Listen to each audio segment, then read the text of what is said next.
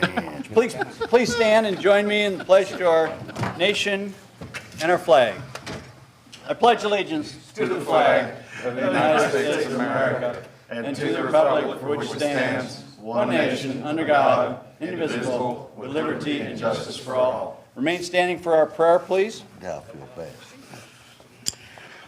Dear Heavenly Father, our God and our Creator, Lord, we humble ourselves before you tonight, and we ask for your blessings upon this meeting and upon our fine city of Guthrie, Oklahoma. Lord, I pray that you'll be with these leaders, these councilmen and the mayor, as they meet, Lord, and how I pray that your will be done here on earth as it is in heaven. In Jesus' name, amen. Amen. Amen. Thank you, Pastor. Call to order our Guthrie Public Works Authority meeting of April 2nd. Second item on the agenda is public comments, community announcements, and recognitions. And we have a number of proclamations that I will be reading from the front. See, I got all the proclamations, I just didn't get that. Everything but.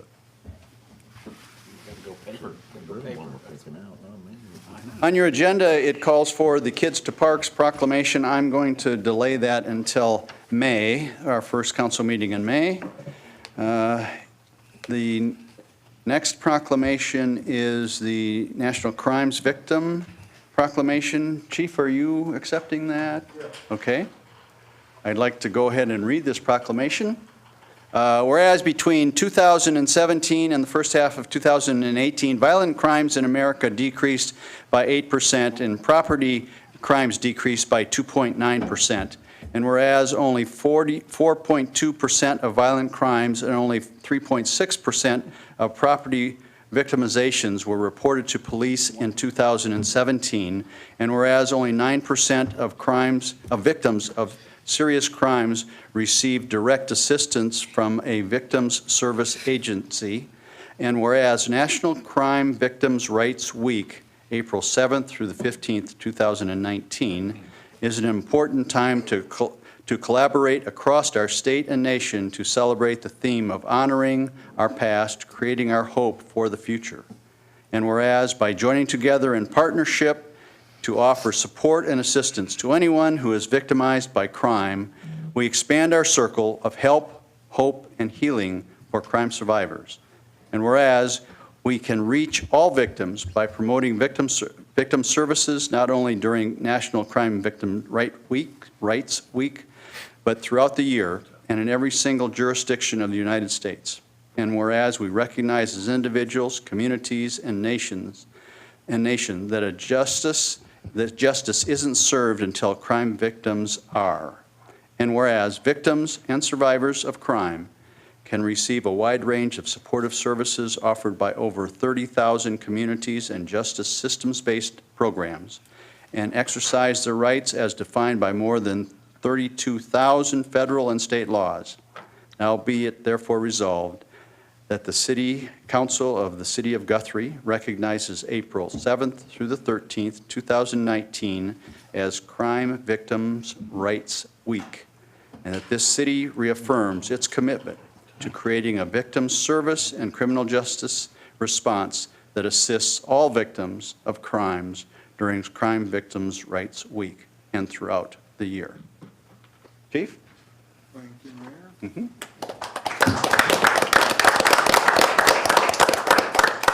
Want to say anything? No? Okay. Okay. All right. The next proclamation that we have is for a special group of people that are involved behind the scenes. And this is National Telecommunicator Week proclamation. And the proclamation reads as follows.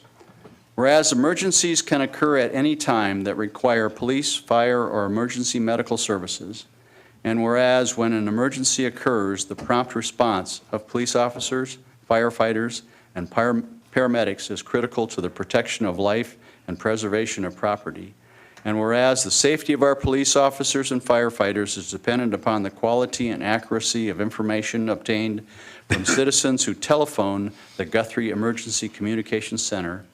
And whereas public safety telecommunications are the first and most critical contact with our citizens who have emergency services, who need emergency services. And whereas public safety telecommunicators are the vital link for our police officers and firefighters by monitoring their activities by radio and providing them information and ensuring their safety. And whereas public safety telecommunicators of the Guthrie Police Department have contributed substantially to the apprehension of criminals, suppression of fires, and treatment of patients. And whereas each dispatcher has exhibited compassion, understanding, and professionalism during the performance of their jobs during this past year, now be it therefore resolved, I, Stephen J. Gentling, Mayor of the City of Guthrie, declare the week of April 8th through the 14th, 2019 to be National Telecommunicator Week in honor of the men and women who diligently and professionally keep our city and citizens safe. Chief? Thank you again, Mayor. Please extend to that staff I will. our great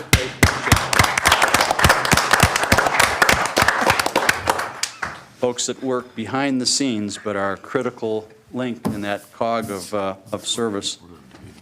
The next proclamation I have is Arbor Day, and we are a tree city here in Guthrie, have been for a number of years. The proclamation reads, whereas Arbor Day is now observed throughout the nation and world since trees can reduce the erosion of our topsoil, lowering our heating and cooling costs, clean the air, produce oxygen, and create habitat for wildlife, and whereas the holiday called Arbor Day was first observed with the planting of more than 1 million trees in Nebraska, and whereas trees provide numerous benefits such as increasing our property values, enhancing the economic vitality of business areas, and beautifying our community and wherever they are planted, and are a source of joy and spiritual renewal. Be therefore resolved, I, Stephen J. Gentling, the Mayor of Guthrie, in recognition of the upcoming National Arbor Day on April 26th, do hereby acknowledge Arbor Day in Guthrie, America. Mike, are you accepting this? You want to accept this?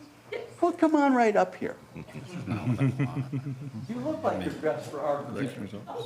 She's giving me Chris's page. Thank you so much. I want the actual. I know what I want. Good. Think You want to say anything here, or you want I to will just go get hug a tree? You'll hug a tree? Okay. All right. Well, thank you. Appreciate it.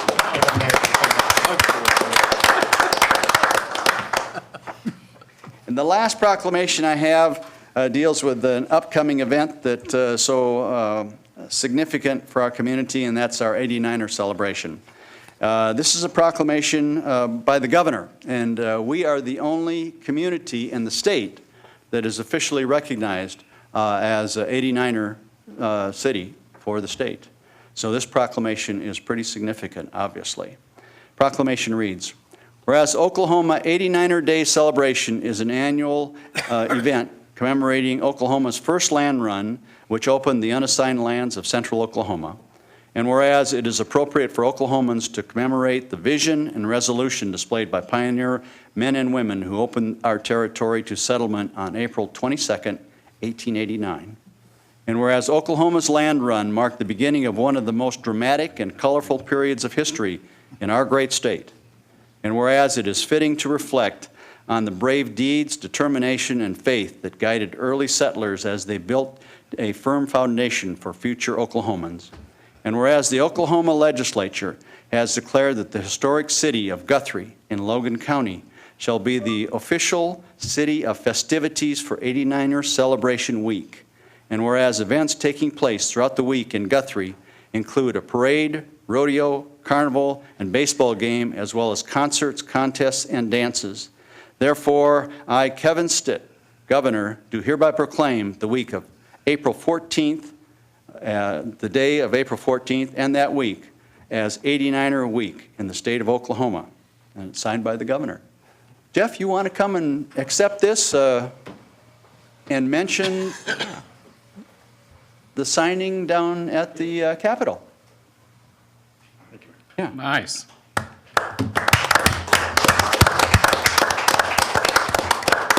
Okay. Mention that signing. Just make it brief. Council's invited. We are going to have a signing on April the 11th, which will be next Thursday, about 2:30 in the afternoon. So that if people that want to come down and go to the signing, you can. Normally, it's just the committee and the city council and a few other distinguished guests. But if you guys would like to come, we are more than welcome to be there. Thank you. Nice. Very good, very good. Thank you. Okay, item number 3 on our agenda is consent agenda A, which is the approval of the minutes of Public Works Authority meeting on March 19th. I'll entertain a motion So move. and a second. Second. Have a motion and a second. Any discussion? Submit your votes, please. You gotta vote, man. Submit your votes. It's not clicking. Submit your votes. My light wasn't on, so it wasn't on. We got her? Let's see the votes. Vote twice. Unanimous approval of the consent agenda, item A. Item number 4, discussion and possible action on a resolution 2019-8, revising the Langston University water rates for effective June 30th, 2019. Staff comments? Kim. Kim, you want to explain that rate increase? Yeah, this resolution is based on raising it using this 2018 CPI index, and it would raise it by 1.9%. It would be $565 per month or $6,784 per year. Their last rate increase was in 2014, and at that time, it was increased by 15%. So we're just asking 1.9%. And that's in line with the CIP, with the formula that had already been adopted when this was CPI. accomplished, CPI? Yeah. Okay. All Which is right, part of the agreement. right, It is part of the agreement, yes. okay. All right. Any questions of Kim? Move to approve. Second. Have a motion and a second. Any discussion? Submit your votes. All votes are in? See the votes. Unanimous approval to go forward with Resolution 2019-08.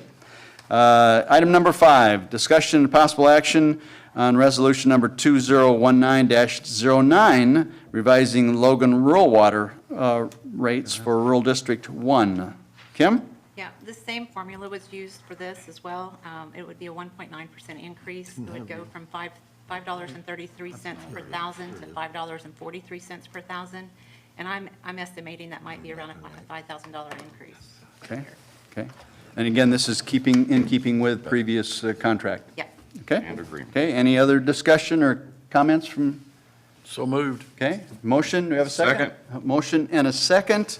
Submit your votes. All votes are in? See the votes. Unanimous approval on Resolution 2019-09. That being the last item on the agenda. Our Public Works Authority meeting is adjourned. I call to order our City Council meeting. We have item number 2 is our consent agendas A and B. A is the minutes of our special City Council workshop of March 19th, and B is the approval between the City of Guthrie and the operations at Highland Hall for the aging services. I'll entertain a motion for those 2 consent items. Have a motion? Second. And a second. Any discussion of those 2 items? Submit your votes. All votes are in? See the votes.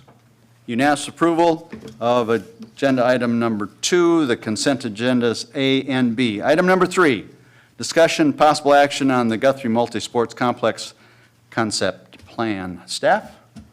We don't have anything additional from, follow-up from the work session. Okay, we just had a good 1-hour discussion of that at the workshop and have a firm direction moving forward. Item number 4. Mayor, I'm sorry. we do have some. Yes, I'm sorry, we do. Mr. Davis, sorry. You had asked to address the group on the sports complex. If you'd identify your name and your address, Yes, sir. Sean Davis, 124 West Harrison. and then whatever comments you wanted to make about the Excellent. sports complex. Thank you for hearing me out tonight, council. I'm sorry I didn't come to the, I had a leak. I had to fix at my place. But I've been to a couple of the workshops, and there's something that's a little bit concerning to me, is that not that the idea behind the sports complex is ill-considered, but the approach to the execution to the idea. I dug through city records as best I could, and the last feasibility study I saw that the city partake was the one that we spent $6.8 million on the upgrade for the waste treatment plant. Right, we did a feasibility study for that. Now, I cannot find a feasibility study for the sports complex. I'm kind of curious as to why that is, why we would consider to spending $15 million or $14.5 million for a sports complex, something we want, not really something we need, right? When we spent the time and effort going forward to do a feasibility study. And I understand we've already had these engineering plans for the sports complex done, but have we asked the right kinds of questions going forward? Nobody denies that it's a bad idea. But let me ask you this, why are we doing it?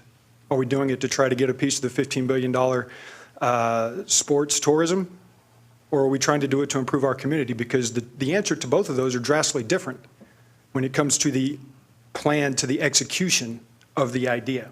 Because if we're going to do it to try to attract like lots of tournaments and things like that, then the fields have to be, there's a completely different idea behind that, because then you have to look at who you're in competition with, because everybody wants that. So do we have the right approach to the execution of the idea? So we want to start with softball fields. Well, the softball center of the United States is less than 20 miles away from here. Edmond already has 2 of them. And do we know what the youth participation rate is? Is the market already saturated for these things? Have we looked at possibly, since more and more families are gearing their children away from football because of traumatic brain injuries, that there is increased participation in soccer? So does that mean that maybe we need to build the soccer fields first, right? All these questions I would like to think would have been answered by a feasibility study in conclusion to what the overall economic impact to the community would be, like on a more granular, specific detail. So I've obviously asked you no action or anything, but I would like to put these questions into your head as to things that we might want to discuss going forward. Thank you. Thank you. Thank you, Mr. Davis. Appreciate that. Appreciate you.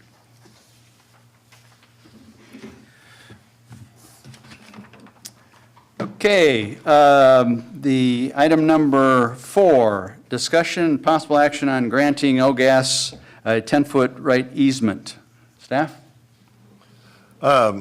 This was reviewed by both Tenny Baker, our Public Works Director, and Bill Myers, our city engineer, and they saw no issues with agreeing to the 10-foot right-of-way easement, and this is in skateboarding park, if you weren't familiar with the location, but they recommended it be approved. Okay. So moved. Second. Motion and a second. Any other discussion or questions? Submit your votes. All votes are in. See the votes.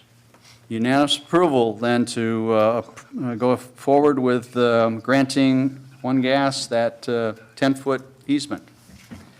Item number 5, city manager report. I have no additional report tonight. Okay. Item number 6 is comments by city council members. Vice Mayor Wood. Yes, I hope everybody got out and voted today. It'll be interesting to see how it all turns out. Well, everything's going to be moving along here a little bit. I want everybody to get out, and it's coming in. We'll be the 89er celebration coming up.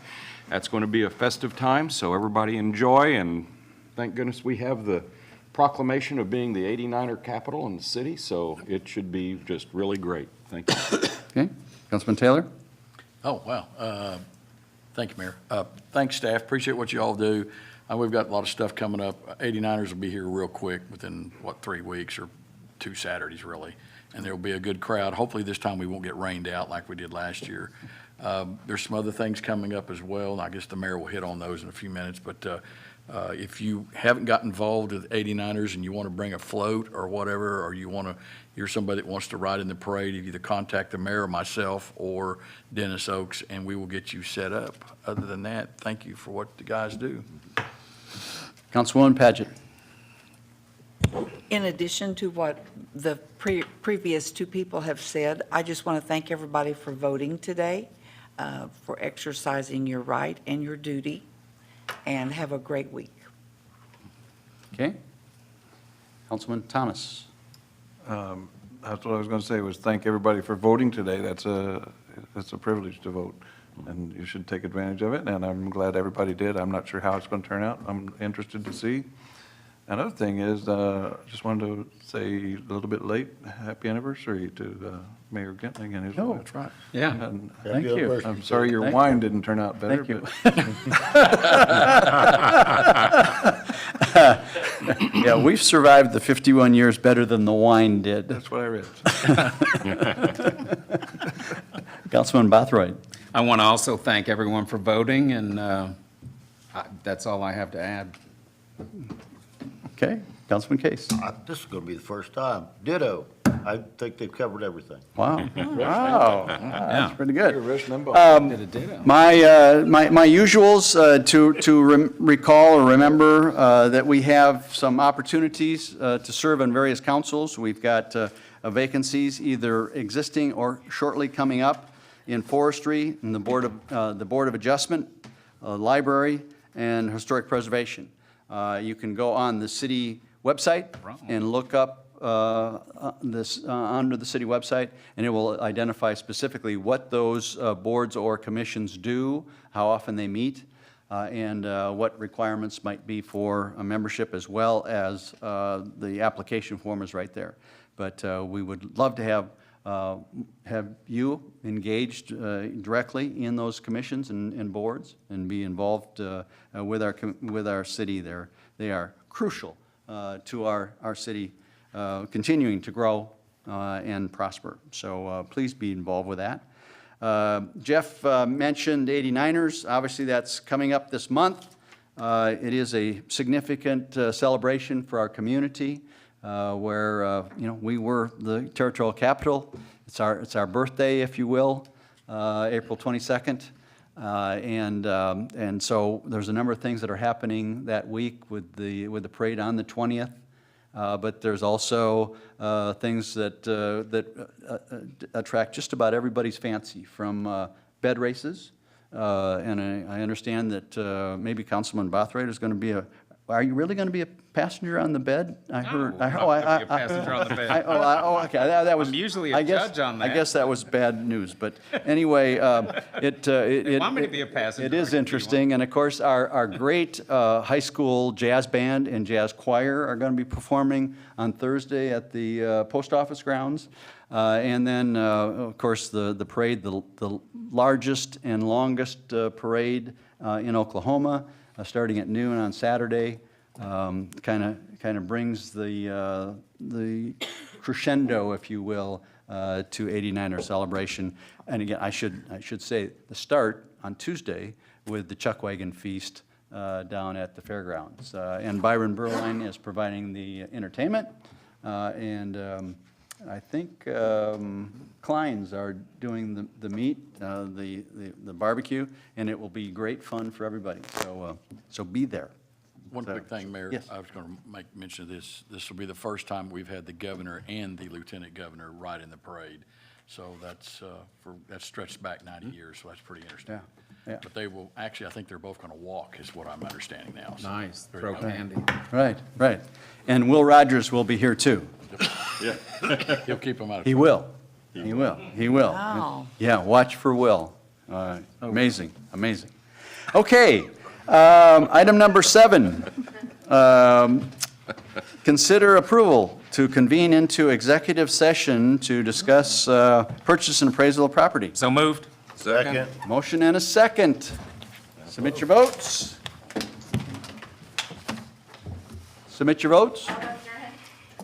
Unanimous to move into